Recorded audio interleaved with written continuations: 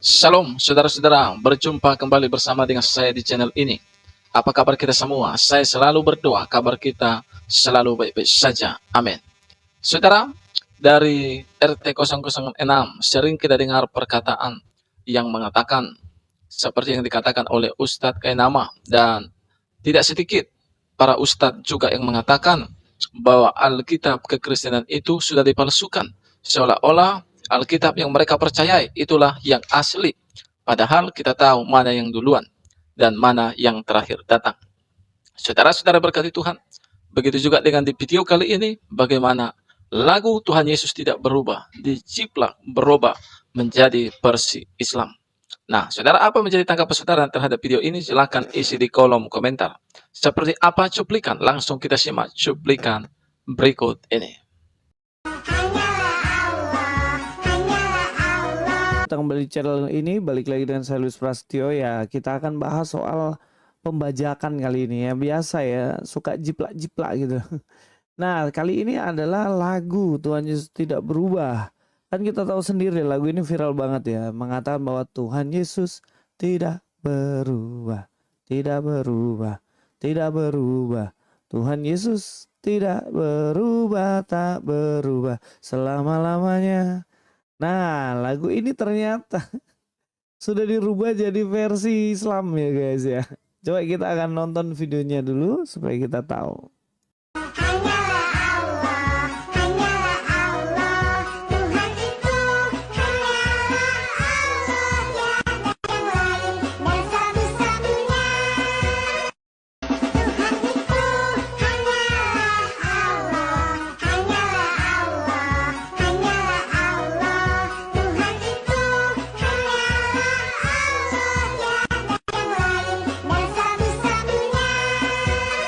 Ya, memang lagu-lagu Kristen tuh enak cuy.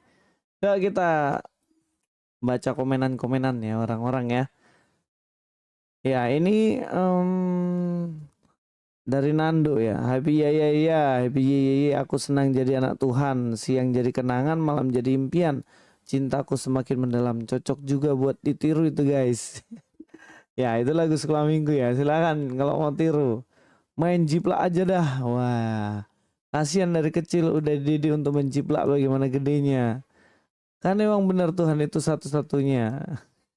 Kasihan anak kecil masih kecil udah jadi perbincangan. Banyak ya. Beda-beda nih. Nah, kalau kita lihat dalam bagian ini ya, di sini kata Masya Allah ini lagu yang asli. Yang sebelumnya adalah palsu. Waduh. Mungkin ini satir ya, satir yang ditulis untuk mensatirin lagu ini. Ya, tapi lucu ya, lagu itu kan memang kalau dibilang kan yang pertama memang Tuhan Yesus tidak berubah. Itu memang lagu sekolah minggu. Dari zaman saya masih bocil, dari masih kecil, bayangin aja, saya kan udah tua nih. Nah itu dari masih kecil sekali, saya masih kecil, sudah ada lagu itu. Dan kemudian sekarang muncul lagu versi lainnya, dikatakan Tuhan itu hanya Allah dan satu-satunya katanya.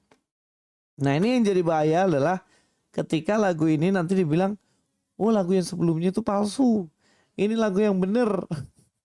Nah jadinya kayak jiplak mengklaim yang datang terakhir yang benar. Ya jadi saya ingat ya ada Alkitab itu kan udah datang pada saat Yesus itu udah ada ya. Anak sudah ada dan kemudian setelah itu murid-murid Yesus hidup itu memang udah ada Alkitab dengan kisah-kisahnya. Yesus kisahnya begini dan juga kisah-kisah yang lain begini dan kemudian ada kitab yang kemudian ceritanya berubah. Hampir-hampir mirip tapi beda sama sekali. Dan kemudian mengatakan yang sebelumnya palsu, yang datang kemudian yang benar. Nah ini mirip-mirip sama lagu ini nih. Lagu ini bisa jadi dibilang bahwa lagu ini yang benar sebenarnya. Yang sebelumnya itu palsu. Waduh. Kocak cuy. Kocak. Tapi memang ngomong-ngomong soal mengatakan Tuhan Yesus tidak berubah. Itu sebenarnya teologis cuy. Lagu ini kalau kita lihat ya di dalam Ibrani pasal 13 ayat 8. Jesus Christ the same yesterday and today and forever. Ini kalau kita lihat ya dalam bahasa Yunaninya, Yesus Kristus dikatakan di sini ekstes kai semeron ho autos kai eistos ionas.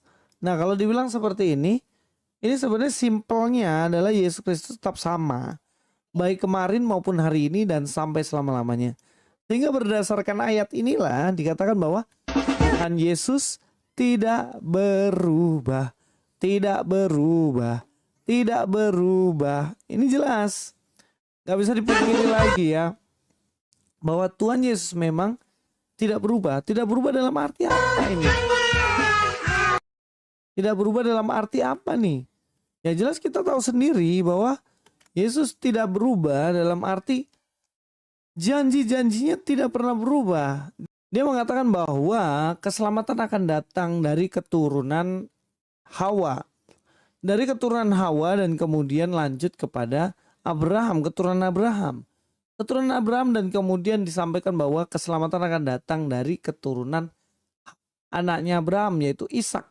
Dari Ishak ke Yakub, Yakub suku Yehuda dari keturunan Daud dan kemudian Yesus Kristus. Itu konsisten, tidak berubah. Tidak berubah. Mesias itu pasti akan dari keturunan Daud dan itu juga dipercaya sama orang Yahudi. Orang Yahudi juga ngomong bahwa keturunan dari Daudlah yang akan menjadi raja memerintah selama-lamanya. Bukan dari yang lain.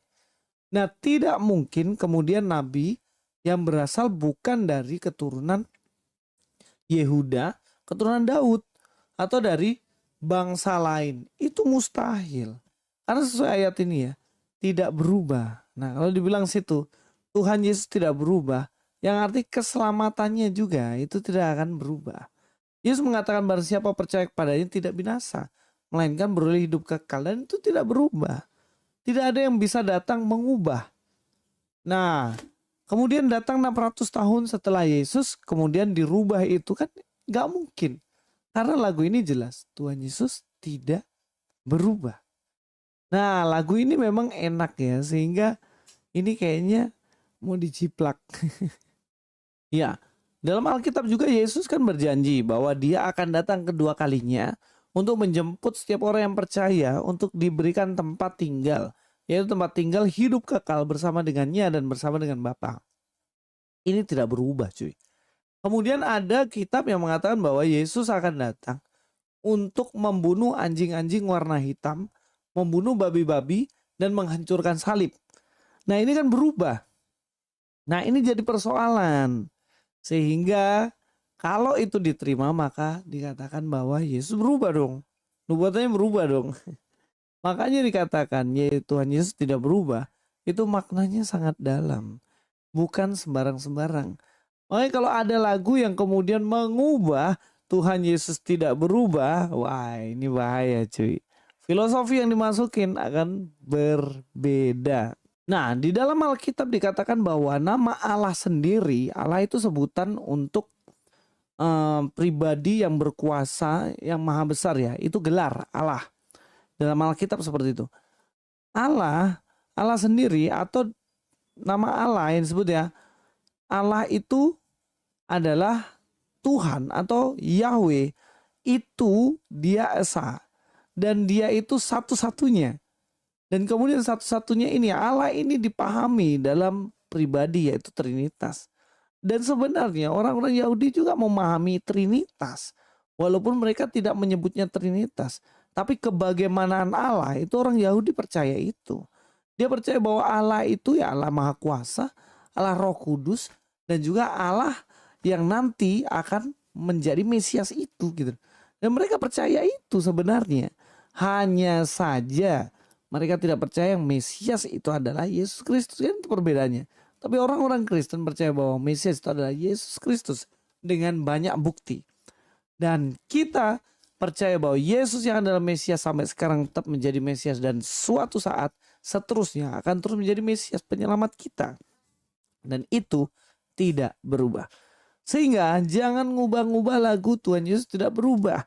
Percuma, esensi dari Tuhan Yesus tidak akan pernah berubah. Walaupun kalian ubah-ubah.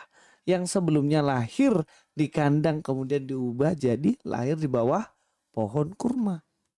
Tapi faktanya Tuhan Yesus tidak berubah. Dia tetap Tuhan, dia tetap Mesias, dia penyelamat manusia dari dosa-dosa mereka. Nah, saudara-saudara, itulah dia cuplikan yang baru saja kita tonton tadi. Ada satu ayat firman Tuhan mengatakan bahwa semua yang tersembunyi, semuanya akan diungkap secara terang-terangan.